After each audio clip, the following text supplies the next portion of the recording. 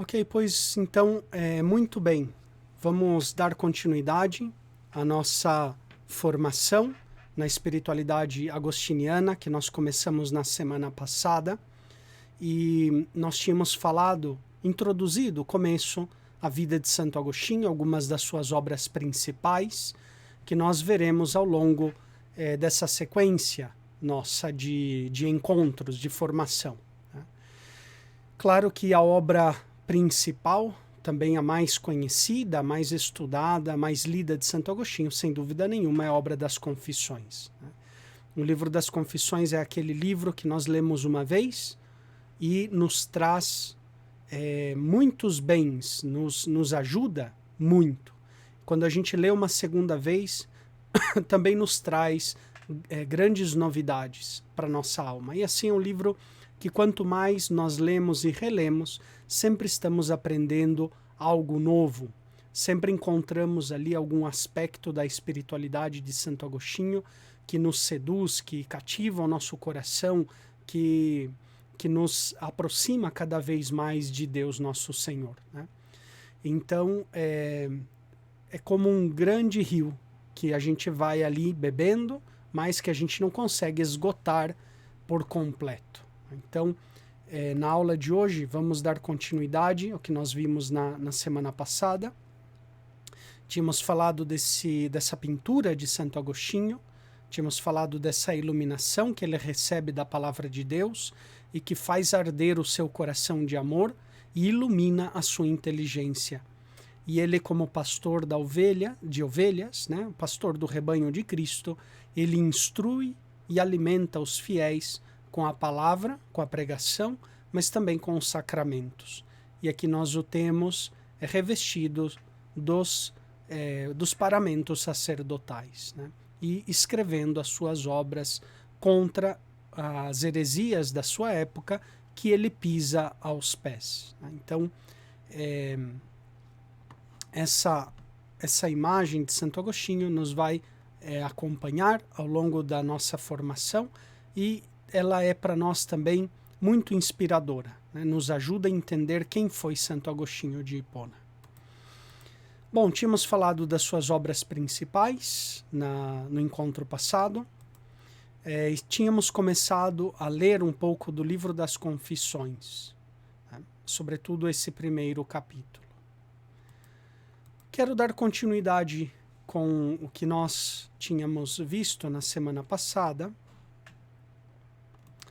e enfatizar alguns aspectos importantes nesse texto. Ainda estamos bem no comecinho do livro das Confissões.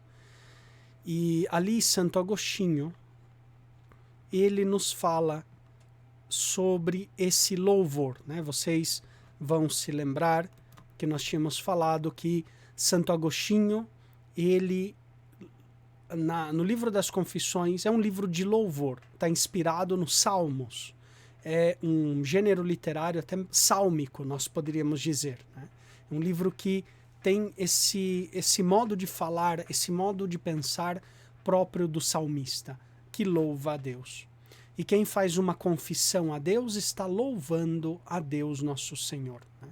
Por isso, é um livro de louvor. Nós podemos dizer que o livro das Confissões são um livro de louvores a Deus. Né? E Santo Agostinho louva a Deus de duas maneiras: confessando os seus pecados e confessando também a grandeza da misericórdia do Senhor.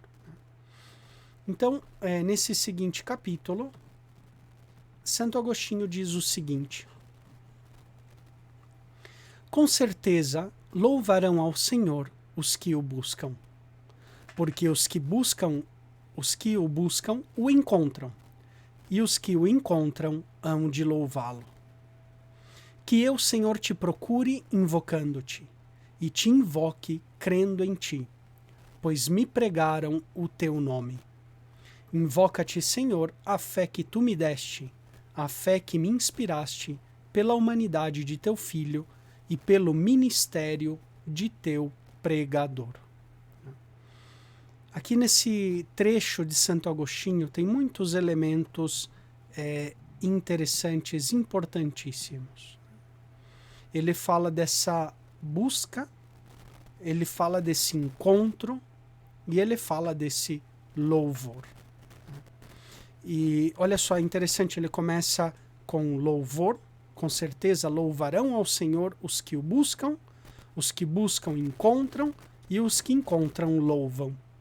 É muito característico no pensamento de Santo Agostinho formar essas espécies de tríades, né? Então, louvor, busca, encontro, que outra vez redunda no louvor, que o louvor nos leva outra vez ao encontro, a busca, e quando nós mais buscamos, mais encontramos. Sempre é muito característico do pensamento de Santo Agostinho. Ele gosta muito de usar essas espécies de trindades, né, na sua linguagem. Ele também é um grande poeta, né, Santo Agostinho.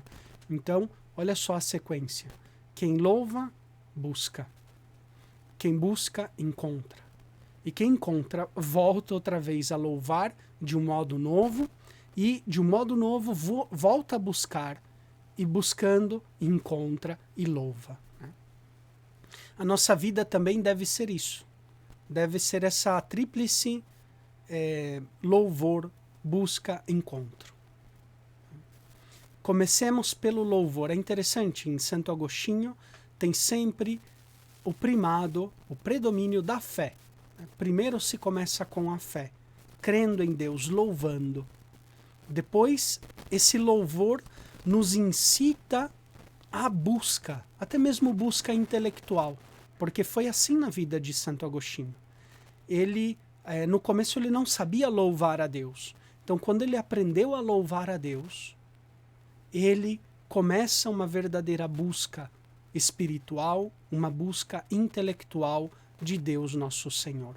Mas se começa pelo louvor, se começa pelo primado da fé. Então, o salmista começa louvando o Senhor, exprimindo todos aqueles sentimentos, aqueles afetos do seu coração. Né? Com certeza, de Santo Agostinho, te louvarão aqueles que te buscam. Quem te busca, te encontrará. E quem encontra, te louvará. Então, o nosso coração também deve sempre começar com o louvor. O louvor é o princípio da nossa busca intelectual, da nossa busca espiritual de Deus. Né? Santo Agostinho, não dá para separar nele essa busca espiritual da busca intelectual. Porque ele buscou com todas as forças, com todo o coração, ele buscou o Senhor, Deus, né? Através do seu coração, através da sua razão, através do seu espírito. Então, Santo Agostinho buscou a Deus louvando. Comece então pelo louvor. Qual deve ser a nossa primeira atitude? Deve ser a de louvar o Senhor. Louvar. Crer nele é louvar. Né? E ele está parafraseando a São Paulo, porque São Paulo diz que a fé nasce da pregação. Então, se eu quero louvar a Deus, primeiro eu tenho que escutar a pregação da palavra de Deus. Então, e é isso que Santo Agostinho nos está dizendo aqui. Olha só nesse texto. Ele diz o seguinte: que eu, Senhor, te procure invocando-te, e te invoque crendo em ti, pois me pregaram o teu nome.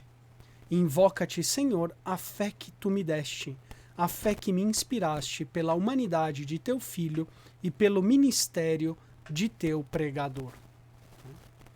Duas coisas que suscitaram a fé em Santo Agostinho e que devem também suscitar a fé em cada um de nós.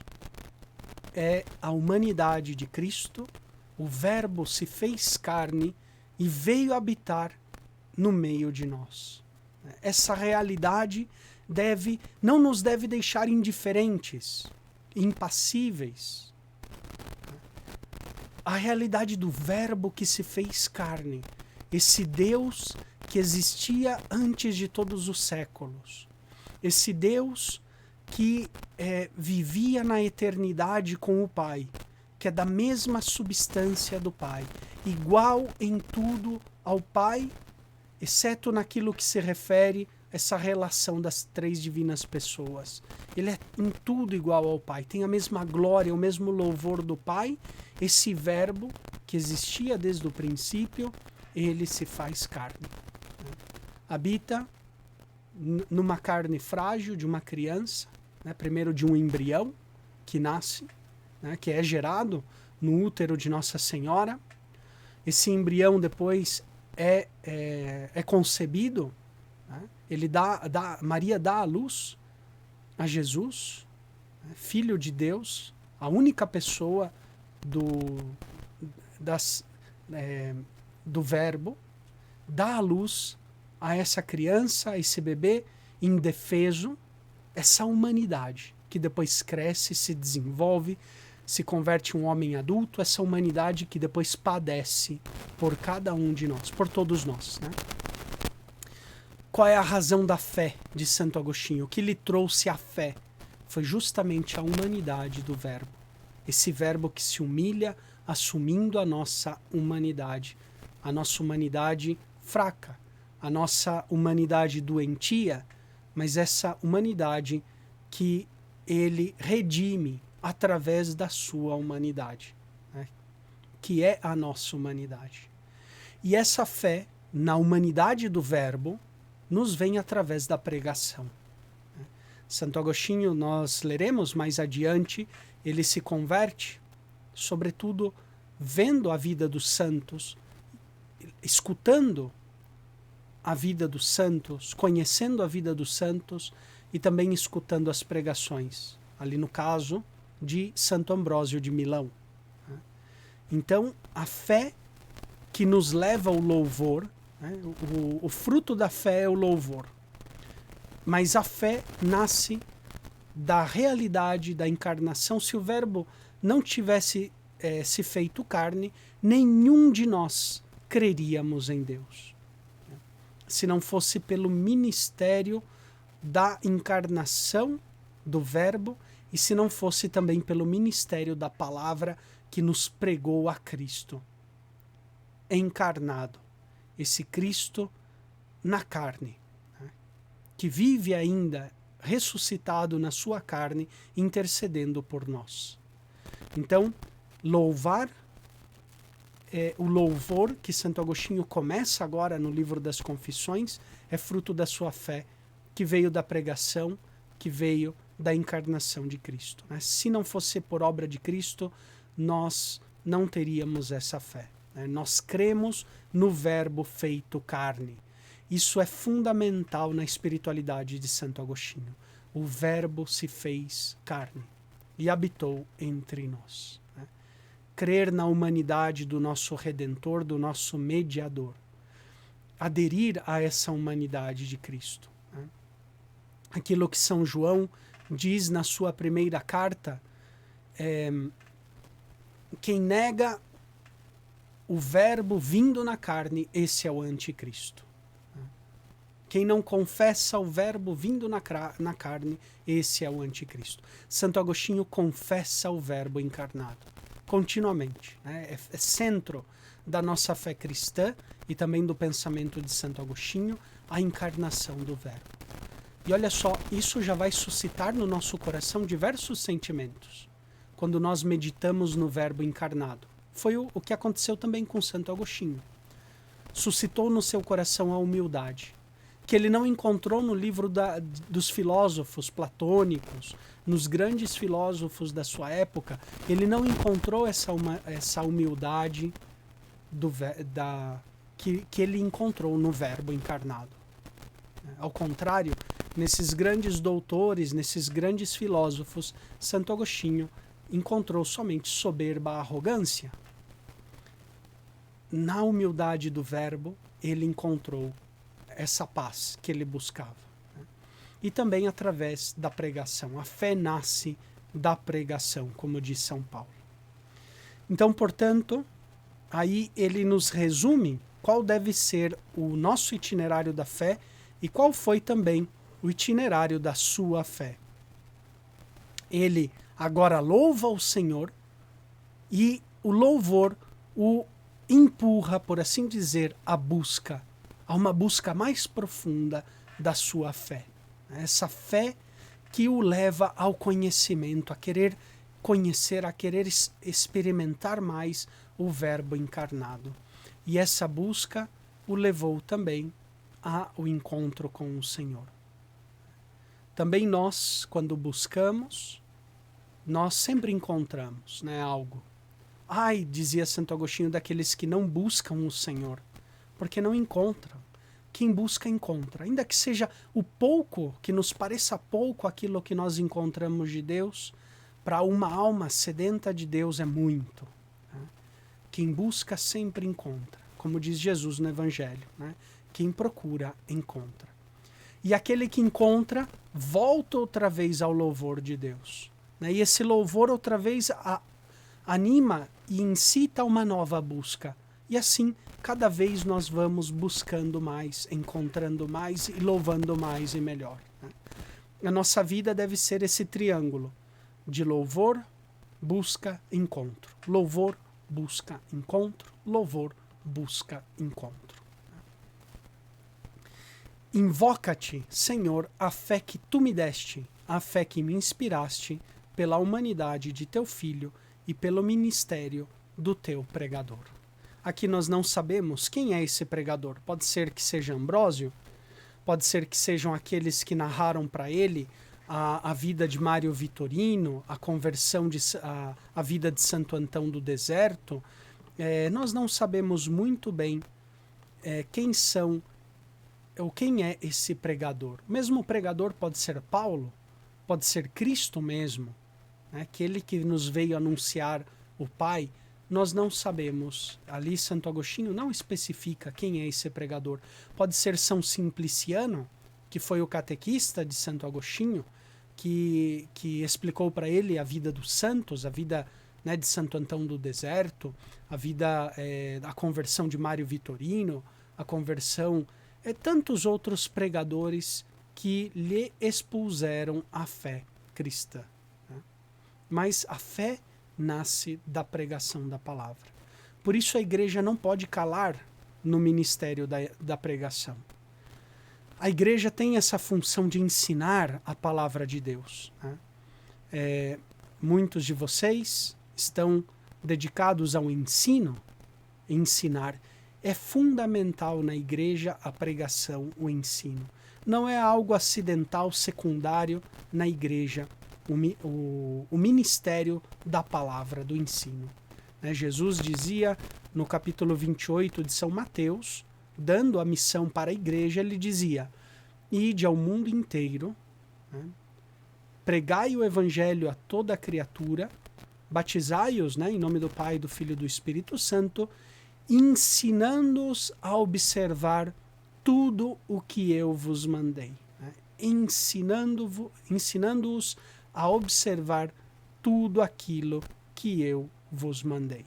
Então, é intrínseco na vida da igreja o ensino, a pregação da palavra. A igreja não pode calar, porque faz parte do seu ser a pregação da palavra de Deus. Ensinar a todas as gentes, todos os povos, a palavra do Senhor.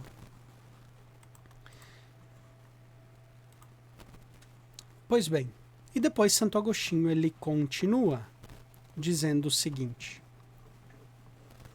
e como invocarei meu Deus e meu Senhor, se ao invocá-lo o faria certamente dentro de mim? E que lugar há em mim para receber o meu Deus? Por onde Deus desça a mim, o Deus que fez o céu e a terra? Aqui ele está se perguntando: como é possível eu invocar o meu Senhor, invocar o meu Deus? Quem invoca, chama a Deus para algum lugar, mas tudo pertence a Deus. Deus está em tudo e em todos. Onde eu posso invocar Ele que fez o céu e fez a terra? E depois ele continua dizendo: Senhor, haverá em mim algum espaço que te possa conter? Acaso te contém o céu e a terra que tu criaste, e dentro dos quais criaste a mim? Ou seja, eu também, né? No começo nós vimos, nós somos pequena parcela, pequena parte da criação de Deus. Né? Somos essa pequena criatura do Senhor. E nós também fazemos parte de toda a criação. Então, Deus, nós invocamos a Deus. A nossa grandeza é invocar, é louvar o nosso Deus. Mas para onde nós o invocaremos? Para onde nós o chamaremos, sendo que Deus está em tudo? Né? Ele está presente como Criador em todas as coisas. Né? São Tomás de Aquino vai nos explicar que Deus está presente em todas as coisas por essência, por presença e por potência, por poder. Né? Ele está presente em tudo porque Deus é o Criador. Então ele está, por essência, presente em todas as coisas. Ele está também presente por presença. Né? Ele está presente, né? Porque ele governa todos os seres, ele conduz todos os seres aos seus devidos fins, à sua devida perfeição, e ele também está presente em todas as coisas por potência, porque ele governa, ele rege o universo com poder. Então, para onde nós o invocaremos, sendo que Deus está em toda parte, em todo lugar? Né? Será que talvez pelo fato de nada do que existe sem ti, que todas as coisas te contêm? Né? Nada existe sem Deus. Né? Tudo é criatura do Senhor. Tudo, nós somos criaturas. As coisas que nós vemos, que percebemos com os nossos sentidos, que experimentamos no dia a dia, tudo é criação de Deus. Tudo deve ser orientado ao Criador. Né? Tudo. Todos os bens são criados e, portanto, devem voltar ao seu Criador. E ele continua dizendo, e assim, se existo, que motivo pode haver para te pedir que venhas a mim? Já que não existiria se em mim não habitasseis. Deus habita no nosso coração. Sobretudo pela graça que nós recebemos no dia do nosso batismo. Deus, sim, habita no coração de todo homem, de toda mulher, pelo fato de ele ser criador. Mas ele habita de um modo muito mais profundo, muito mais íntimo, através do dom do sacramento do batismo. Nós veremos que também o batismo é fundamental na espiritualidade de Santo Agostinho. A sua pregação, o seu ministério pastoral, gira em torno da realidade do batismo. Né? Deus que habita em nós pela graça batismal. Depois disso, Santo Agostinho, aqui eu passo já direto para o capítulo 4, ele começa a se interrogar sobre quem é Deus, portanto. Né? Quem é Deus? Quem é o nosso Senhor? Quem é esse Criador que eu invoco? Né? Porque nós, quando invocamos alguém ou algo. Ele invoca o Senhor. Mas qual é esse objeto da nossa fé? Né? Quem é aquele que nós invocamos? Quem é aquele no qual nós cremos? Quem é aquele que nós seguimos? Então, Santo Agostinho ele vai nos dizer aqui. Quem és, portanto, ó meu Deus? Quem és tu, portanto, ó meu Deus? Quem és, repito, senão o Senhor Deus? E aqui Santo Agostinho começa a falar sobre diversos atributos de Deus, vários nomes de Deus. Ó Deus sumo, excelente, poderosíssimo, onipotentíssimo, misericordiosíssimo e justíssimo. Tudo isso é o meu Senhor, que me salvou, né? Que me tirou do pecado e da morte. Ele é sumo, ele é excelente, ele é poderoso, onipotente, misericordioso, justíssimo, mas em grau sumo. Nós não temos palavras para expressar o que é Deus. Por isso nós colocamos todas essas palavras, Santo Agostinho, né, coloca todas essas palavras no grau superlativo. Porque Deus está muito além das nossas palavras, né? Nós pregamos a Cristo, nós invocamos Cristo com palavras, mas as nossas palavras ficam sempre muito aquém do que Deus é, do que é o nosso Deus, o nosso Criador, né? Por isso Santo Agostinho aqui, ele coloca todas essas palavras, esses adjetivos no grau superlativo, porque Deus supera tudo que nós somos, supera a capacidade das nossas palavras, né? Elas ficam muito aquém da grandeza de Deus. E ele continua dizendo, tão oculto e tão presente. Parece contraditório, mas não é. Deus tão oculto e ao mesmo tempo tão presente a cada um de nós. Ele, por uma parte, é formosíssimo, né? Belíssimo, mas também ele é fortíssimo, né? Ele tem esse poder, essa força. Deus é estável, ele não muda e é ao mesmo tempo incompreensível. Ele é imutável, mas ao mesmo tempo ele muda todas as coisas. Ele coloca em movimento todas as coisas. Ele dá o ser a todas as coisas, né? Mudar no sentido antigo, né, da filosofia e da cultura antiga, mudar significa fazer as coisas passarem do não ser ao ser e outra vez do ser ao não ser, né? Todas as coisas estão continuamente passando do não ser ao ser e do ser ao não ser, né? Todas as coisas mudam. Todas as coisas continuamente acabam, né? Não existe um dia igual ao outro dia, né? Não existe uma pessoa que se mantém sempre no mesmo estado de ânimo, sempre, né? Nós somos mutáveis, nós somos seres efêmeros. O mundo, toda a criação é mutável, é efêmera, é passageira, é contingente, né? Só Deus é necessário.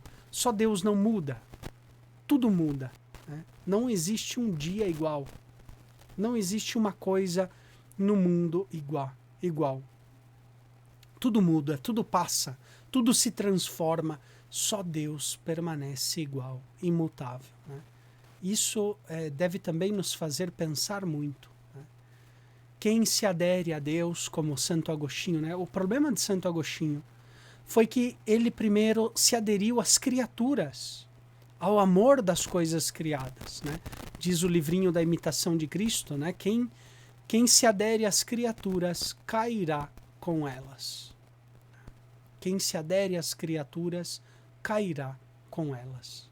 E é verdade, essa também foi a experiência de Santo Agostinho.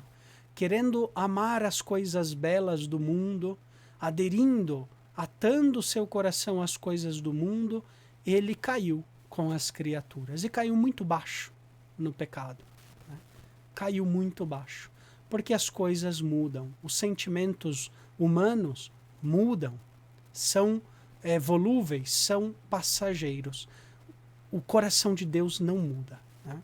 Aquilo que São Paulo diz, o dom e a vocação de Deus são irrevogáveis. Irrevogáveis, não mudam jamais, né? Deus é fiel. Muitas vezes a gente escuta essa palavra, né? De São Paulo também. Deus é fiel. Deus não muda. Deus é imutável. Mas ao mesmo tempo ele coloca em movimento todos os seres. Os seres que não são deuses mudam. Uma coisa hoje não existe, de repente ela começa a vir à existência, né? Pensemos em nós mesmos.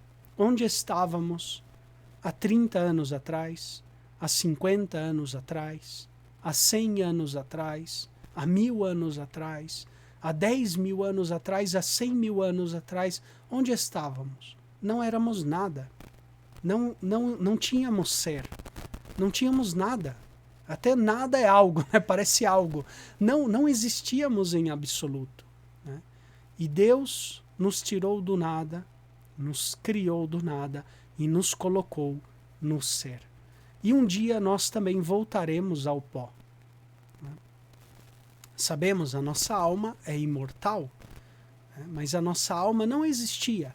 Começou a existir lá no momento da nossa fecundação, né? Quando nós fomos gerados no útero da nossa mãe, ali fomos fecundados, ali começa a existência da nossa alma humana. E não existíamos antes disso. Éramos menos que nada. Éramos menos que zero, podríamos dizer. Né? Deus nos colocou na existência.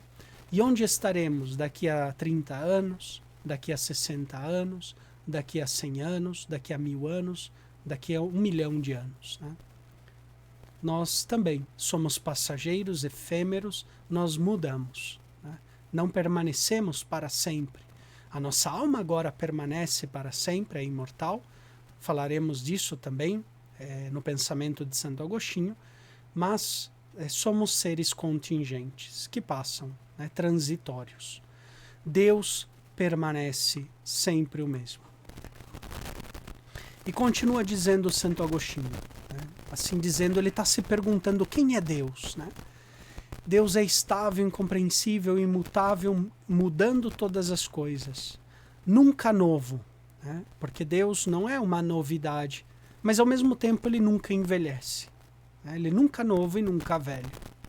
Renovador de todas as coisas, conduzindo à ruína os soberbos, sem que eles o saibam.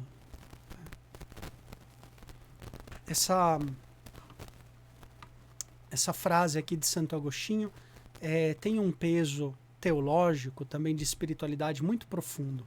Nós veremos, sobretudo nos últimos escritos da vida de Santo Agostinho, fazer o mal sempre é mal, ainda que os malvados não percebam isso. Deus é justo, o malvado está fazendo mal para ele mesmo, ainda que ele não perceba. E Deus, por assim dizer, se ri da maldade humana, da iniquidade humana, do pecado humano, ainda que o malvado não perceba o caminho da desgraça ao qual ele está se encaminhando, né? Por ele mesmo. Então ele pensa que está sendo aquela pessoa que está ganhando na vida, né? Que está triunfando na vida, pisando nos outros, enganando os outros, vivendo de modo iníquo, perverso, longe da lei de nosso Senhor. Parece que ele vive florescendo como uma árvore, né? Junto às águas correntes, mas na verdade ele é como um cardo no deserto, né? Que vai se secar e vai se arrepender de não ter realmente louvado o Senhor. Né? Olha só, Deus, de modo humilde, né? Deus não obriga ninguém a amá-lo. Né? Deus respeita a nossa liberdade humana, ele nos criou livres para louvá-lo livremente. E ele respeita a nossa liberdade humana. Se nós queremos ir para o caminho longe de Deus, ele não nos vai mandar um anjo exterminador, né?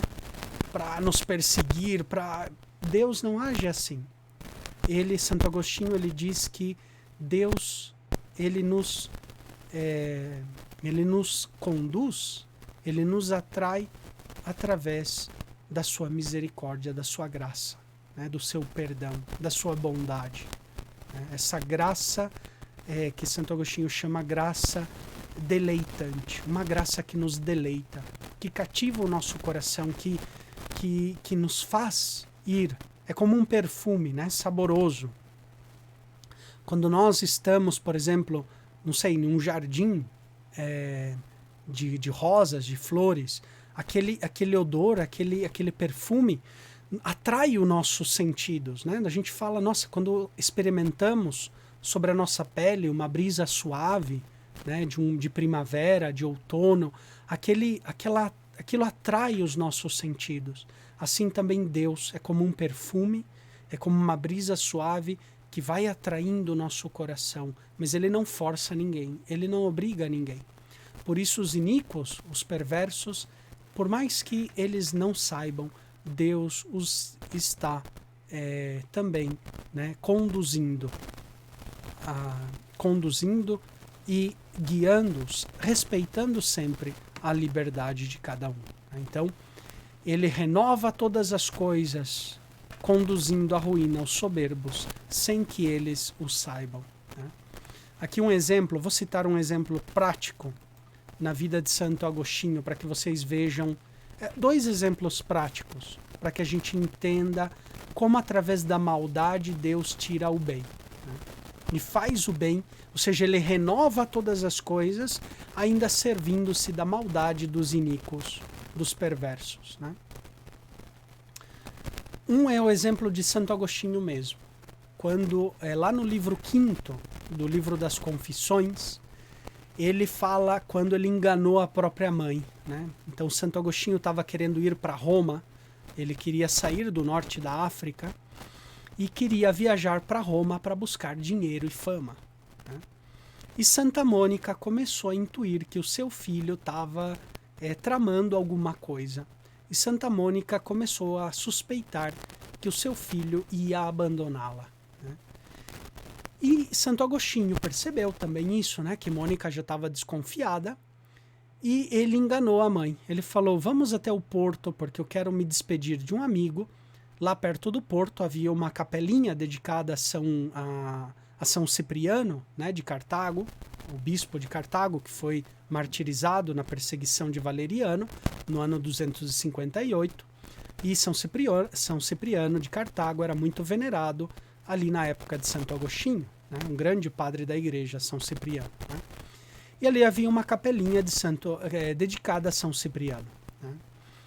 E então Santo Agostinho disse para a mãe, Agostinho não era santo ainda, naquela época, ele falou, fica lá naquela igrejinha rezando a São Cipriano, enquanto eu vou me despedir desse amigo lá no porto para me despedir dele. Então Santa Mônica, muito ingênua, ficou ali rezando na capela e Santo Agostinho subiu no barco e partiu para Roma, deixando a sua mãe ali em lágrimas, em pranto, desconsolada no porto do norte da África. E Santo Agostinho escreve e faz essa reflexão, que ali Santa Mônica derramou muitas lágrimas pelo filho, pedindo que o filho não fosse embora, que o filho ficasse com ela. E Deus, olha só o que diz Santo Agostinho, nós depois leremos essa passagem mais para frente, mas ele diz, Deus escutou as lágrimas de Mônica, mas não do jeito que Mônica queria. Diz, ela queria a minha presença física com ela, mas Deus, através do meu pecado, da minha iniquidade, da minha arrogância, me trouxe de volta para os braços da minha mãe de um jeito novo, espiritual. Não já como pecador, como membro da seita dos maniqueístas, mas como fiel católico. Então, Deus usa até mesmo da iniquidade, dessa viagem, dessa fuga de Santo Agostinho, para levá-lo à conversão. Ele se encaminhando para Roma e depois encaminhando-se para Milão, ele estava cumprindo o desígnio de Deus, que ninguém conhecia, de conversão. Deus tem um caminho de conversão para Santo Agostinho que ele não conhecia, que ele, como iníquo naquela época, como pecador, não conhecia, e Deus o estava guiando sem ele o saber, e o conduzindo outra vez à fé. Um segundo exemplo disso, nós temos no mesmo livro, livro 5º, depois também no comecinho do livro 6º, tinha um prefeito na cidade de Roma que era pagão e era adversário de Ambrósio de Milão, que era o prefeito da cidade, se chamava Símaco. Nós temos vários escritos de Símaco. Ele era pagão, era pensador, político, e ele escrevia muito contra Ambrósio, por causa do catolicismo de Ambrósio. E Ambrósio, então a ideia, muitos dos estudiosos hoje em dia pensam que a ideia de Símaco, ao enviar Agostinho de Roma para Milão, era justamente para confrontar Ambrósio. Então, Santo Agostinho era um orador exímio, excelente, né? Esperto na sua ciência retórica, e talvez Símaco, mandando Agostinho para Milão, pensasse que ele fosse confrontar e colocar em dificuldade Ambrósio, né? Mas sem ele o saber, estava cumprindo a vontade de Deus e também usando Deus, servindo-se do projeto iníquo de Símaco para levar Agostinho à conversão, né? E através de Santo Agostinho levar à conversão milhares e milhares de cristãos, né? Então olha só o plano de Deus, né? Nessa frase agora a gente entende um pouco essa frase que pode nos parecer um pouco forte de Santo Agostinho, né? Olha só, ele renova todas as coisas, conduzindo à ruína aos soberbos, sem que eles o saibam. Então, em outras palavras, Deus, através da iniquidade de Agostinho, do pecado de Agostinho, da iniquidade de Símaco, de outros, né? Ele vai cumprindo o seu plano. Deus vai renovando todas as coisas, vai levando a história ao seu cumprimento, né? Deus é o Senhor da história e foi também o Senhor da história de Agostinho. Então, tudo acontece, tudo que acontece está dentro da divina providência. A divina providência cuida da história e cuida também da nossa história, assim como cuidou da história de Santo Agostinho, né, que foi o levando, até mesmo através do seu caminho de pecado, ao encontro com o Senhor, né? Santo Agostinho ali não buscava o Senhor corretamente. Ele buscava fama, dinheiro, buscava essa felicidade efêmera das coisas do mundo, e ele foi se encontrando com a graça de Deus, né? Deus se serve também da maldade dos malvados para cumprir o seu plano de salvação, né? Por isso a gente não tem que se desesperar quando os perversos, os malvados nos perseguem, nos criticam, né? Deus também se serve dos malvados para cumprir a sua obra de salvação da humanidade. Vemos isso na vida de Santo Agostinho. Quanto Deus usou do seu próprio pecado ou do pecado dos outros para levá-lo à salvação. E os soberbos, eles assim entram na ruína sem eles saberem, né? Deus arruína os soberbos sem que eles saibam, né? Sem que eles saibam, estão sempre cumprindo a vontade de Deus. Claro que Deus não deixa impune a nossa iniquidade, né? E depois continua o texto dizendo: